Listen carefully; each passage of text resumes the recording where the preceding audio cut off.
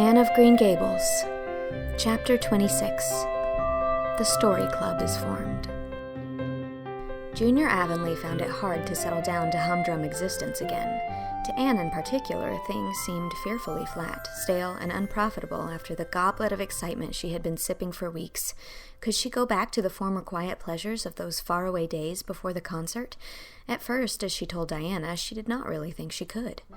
"I'm positively certain, Diana, that life can never be quite the same again as it was in those olden days," she said mournfully, as if referring to a period of at least 50 years back. "Perhaps after a while I'll get used to it, but I'm afraid concerts spoil people for everyday life. I suppose that is why Marilla disapproves of them. Marilla is such a sensible woman. It must be a great deal better to be sensible, but still I don't believe I'd really want to be a sensible person because they are so unromantic. Mrs. Lynde says there's no danger of my ever being one, but you can never tell. I feel just now that I may grow up to be sensible yet, but perhaps that is only because I am tired. I simply couldn't sleep last night for ever so long. I just lay awake and imagined the concert over and over again. That's one splendid thing about such affairs. It's so lovely to look back to them." Eventually, however, Avonlea School slipped back into its old groove and took up its old interests. To be sure, the concert left traces. Ruby Gillis and Emma White, who had quarreled over a point of precedence in their platform seats, no longer sat at the same desk, and a promising friendship of 3 years was broken up. Josie Pye and Julia Bell did not speak for 3 months because Josie Pye had told Bessie Wright that Julia Bell's bow, when she got up to recite, made her think of a chicken jerking its head, and Bessie told Julia. None of the Sloanes would have any dealings with the Bells because the Bells had declared that the Sloanes had too much to do in the program, and the Sloanes had retorted that the Bells were not capable of doing the little they had to do properly. Finally, Charlie Sloane fought Moody Spurgeon McPherson because Moody Spurgeon had said that Anne Shirley put on airs about her recitations, and Moody Spurgeon was licked. Consequently, Moody Spurgeon's sister, Ella May, would not speak to Anne Shirley all the rest of the winter. With the exception of these trifling frictions, work in Miss Stacy's little kingdom went on with regularity and smoothness. The winter weeks slipped by. It was an unusually mild winter with so little snow that Anne and Diana could go to school nearly every day by way of the Birch Path. On Anne's birthday, they were tripping lightly down it, keeping eyes and ears alert amid all their chatter, for Miss Stacy had told them that they must soon write a composition on A Winter's Walk in the Woods, and it behooved them to be observant. "Just think, Diana, I'm 13 years old today," remarked Anne in an awed voice. "I can scarcely realize that I'm in my teens. When I woke up this morning, it seemed to me that everything must be different. You've been 13 for a month, so I suppose it doesn't seem like such a novelty to you as it does to me. It makes life seem so much more interesting. In 2 more years, I'll be really grown up. It's a great comfort to think that I'll be able to use big words then without being laughed at." "Ruby Gillis says she means to have a beau as soon as she's 15, said Diana. "Ruby Gillis thinks of nothing but beaux," said Anne disdainfully. "She's actually delighted when anyone writes her name up in a take notice for all she pretends to be so mad. But I'm afraid that is an uncharitable speech. Mrs. Allen says we should never make uncharitable speeches, but they do slip out so often before you think, don't they? I simply can't talk about Josie Pye without making an uncharitable speech, so I never mention her at all. You may have noticed that. I'm trying to be as much like Mrs. Allen as I possibly can, for I think she's perfect. Mr. Allen thinks so too. Mrs. Lynde says he just worships the ground she treads on, and she doesn't really think it right for a minister to set his affections so much on a mortal being. But then, Diana, even ministers are human and have their besetting sins, just like everybody else. I had such an interesting talk with Mrs. Allen about besetting sins last Sunday afternoon. There are just a few things it's proper to talk about on Sundays, and that is one of them. My besetting sin is imagining too much and forgetting my duties. I'm striving very hard to overcome it, and now that I'm really 13, perhaps I'll get on better." "In 4 more years, we'll be able to put our hair up," said Diana. "Alice Bell is only 16, and she is wearing hers up, but I think that's ridiculous. I shall wait until I'm 17.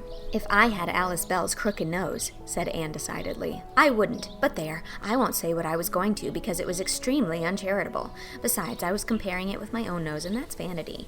I'm afraid I think too much about my nose ever since I heard that compliment about it long ago. It really is a great comfort to me. Oh, Diana, look, there's a rabbit. That's something to remember for our woods composition. I really think the woods are just as lovely in winter as in summer. They're so white and still, as if they were asleep and dreaming pretty dreams." "I won't mind writing that composition when its time comes," sighed Diana. "I can manage to write about the woods, but the one we're to hand in on Monday is terrible. The idea of Miss Stacy telling us to write a story out of our own heads." "Why, it's as easy as wink," said Anne. "It's easy for you because you have an imagination," retorted Diana. "But what would you do if you had been born without one? I suppose you have your composition all done? Anne nodded, trying hard not to look virtuously complacent and failing miserably. I wrote it Monday evening. It's called The Jealous Rival, or In Death Not Divided. I read it to Marilla, and she said it was stuff and nonsense. Then I read it to Matthew, and he said it was fine. That is the kind of critic I like. It's a sad, sweet story. I just cried like a child while I was writing it. It's about two beautiful maidens called Cordelia Montmorency and Geraldine Seymour who lived in the same village and were devotedly attached to each other. Cordelia was a regal brunette with a coronet of midnight hair and duskly flashing eyes. Geraldine was a queenly blonde with hair like spun gold and velvety purple eyes. I never saw anybody with purple eyes, said Diana dubiously. Neither did I. I just imagined them. I wanted something out of the common. Geraldine had an alabaster brow, too. I found out what an alabaster brow is. That is one of the advantages of being 13. You know so much more than you did when you were only 12. Well, what became of Cordelia and Geraldine? Asked Diana, who was beginning to feel rather interested in their fate. They grew in beauty side by side until they were 16. Then Bertram DeVere came to their native village and fell in love with the fair Geraldine.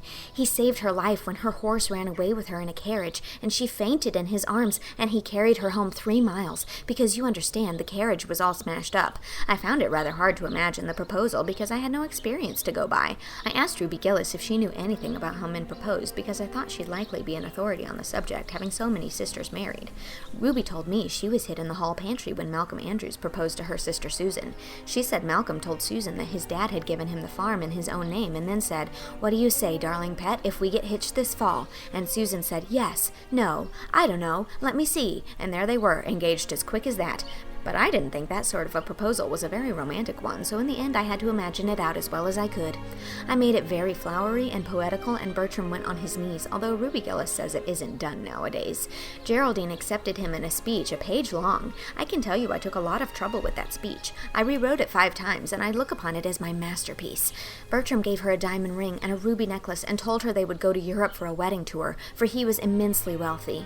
But then, alas, shadows began to darken over their path. Cordelia was secretly in love with Bertram herself, and when Geraldine told her about the engagement, she was simply furious, especially when she saw the necklace and the diamond ring. All her affection for Geraldine turned to bitter hate, and she vowed that she should never marry Bertram. But she pretended to be Geraldine's friend, the same as ever. One evening, they were standing out on the bridge over a rushing, turbulent stream, and Cordelia, thinking they were alone, pushed Geraldine over the brink with a wild, mocking, "Ha ha ha!" But Bertram saw it all, and he at once plunged into the current, exclaiming, "I will save thee, my peerless Geraldine." But alas, he had forgotten he couldn't swim, and they were both drowned, clasped in each other's arms. Their bodies were washed ashore soon afterwards. They were buried in the one grave, and their funeral was most imposing, Diana. It's so much more romantic to end a story with a funeral than a wedding. As for Cordelia, she went insane with remorse and was shut up in a lunatic asylum. I thought that was a poetical retribution for her crime. How perfectly lovely, sighed Diana, who belonged to Matthew's school of critics. I don't see how you can make up such thrilling things out of your own head, Anne. I wish my imagination was as good as yours. It would be if you'd only cultivate it, said Anne cheeringly. I've just thought of a plan, Diana. Let you and I have a story club all our own and write stories for practice. I'll help you along until you can do them by yourself. You ought to cultivate your imagination, you know. Miss Stacy says so. Only we must take the right way. I told her about the haunted wood, but she said we went the wrong way about it in that. This was how the story club came into existence. It was limited to Diana and Anne at first, but soon it was extended to include Jane Andrews and Ruby Gillis and 1 or 2 others who felt that their imaginations needed cultivating. No boys were allowed in it, although Ruby Gillis opined that their admission would make it more exciting, and each member had to produce 1 story a week. It's extremely interesting, Anne told Marilla. Each girl has to read her story out loud, and then we talk it over. We are going to keep them all secretly and have them to read to our descendants. We each write under a nom de plume. Mine is Rosamond Montmorency. All the girls do pretty well. Ruby Gillis is rather sentimental. She puts too much love-making into her stories, and you know too much is worse than too little. Jane never puts any because she says it makes her feel so silly when she has to read it out loud. Jane's stories are extremely sensible. Then Diana puts too many murders into hers. She says most of the time she doesn't know what to do with people, so she kills them off to get rid of them. I mostly always have to tell them what to write about, but that isn't hard, for I have millions of ideas. I think this story writing business is the foolishest yet, scoffed Marilla. You'll get a pack of nonsense into your heads and waste time that should be put on your lessons. Reading stories is bad enough, but writing them is worse. But we're so careful to put a moral into them all, Marilla, explained Anne. I insist upon that. All the good people are rewarded and the bad ones are suitably punished. I'm sure that must have a wholesome effect. The moral is the great thing. Mr. Allen says so. I read one of my stories to him and Mrs. Allen, and they both agreed that the moral was excellent. Only they laughed in the wrong places. I like it better when people cry. Jane and Ruby almost always cry when I come to the pathetic parts.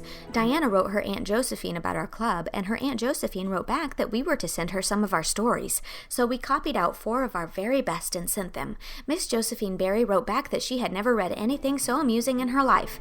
That kind of puzzled us because the stories were all very pathetic and almost everybody died, but I'm glad Miss Barry liked them. It shows our club is doing some good in the world. Mrs. Allen says that ought to be our object in everything. I do really try to make it my object, but I forget so often when I'm having fun. I hope I shall be a little like Mrs. Allen when I grow up. Do you think there is any prospect of it, Marilla? I shouldn't say there was a great deal, was Marilla's encouraging answer. I'm sure Mrs. Allen was never such a silly, forgetful little girl as you are. No, but she wasn't always so good as she is now either, said Anne seriously.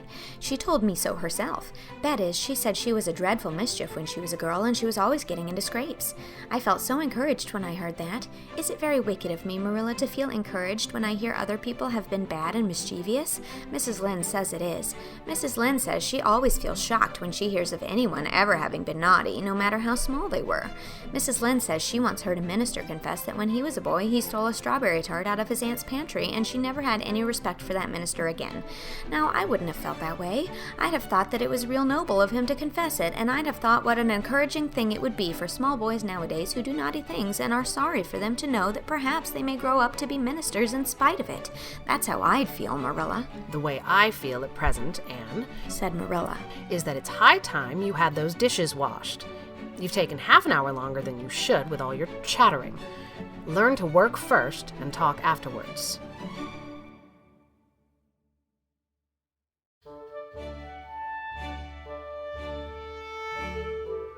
That was Chapter 26 of Anne of Green Gables.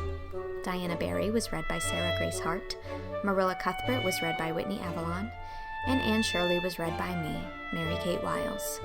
It is also recorded and edited by me and executive produced by Shao Chih Kuo. This chapter was made possible by my patron Debbie Lee. Thank you, Debbie. This project is funded entirely through my Patreon, where you can sign up at any level and receive the rest of the book. And patrons at the $50 level are getting weekly chapters of Anne of the Island, the 3rd book in the series, along with a shout-out in an episode. If you'd like to join my wonderful, vibrant Patreon community, head on over to patreon.com/mkwiles. Chapter 27 is coming next week.